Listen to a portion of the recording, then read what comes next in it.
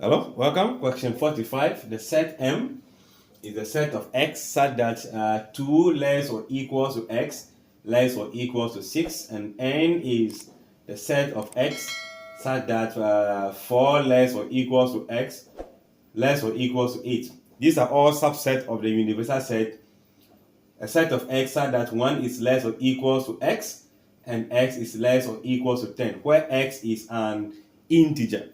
So first of all, we have to find the M complement intersecting the N complement. What is the set M? We are listing the values of X from 2 to 6. So we have 2, 3, 4, 5, 6. Then let's let the M also, we are listing from 4 to 8. So 4, 5, 6, 7, 8. Universal set is from 1 to 10. So 1, 2, 3.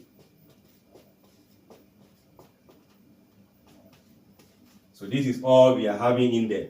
So now let's look at the M complement.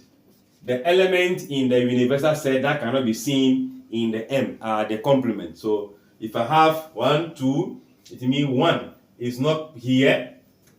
1 is not there. 2, 3, 4, 5, 6, 7. So 7 is here. 8, 9, 10. Then N complement also begin from 4. So 1 is not there. 2 is not there. 3, 4, 5, 6, 7, 8, 9, and 10. These are the complements. Now we are asked to find M complement intersecting N complement. What are the elements in the first set and in the second set? So I can see 1, 1, 2, no, 3, no, 9, and 10. So 1, 9, and 10. So picking the options, let's see, that will be the option C as 1, 9, and 10. I guess well understood. Like, share, comment, subscribe, and come back for question 46.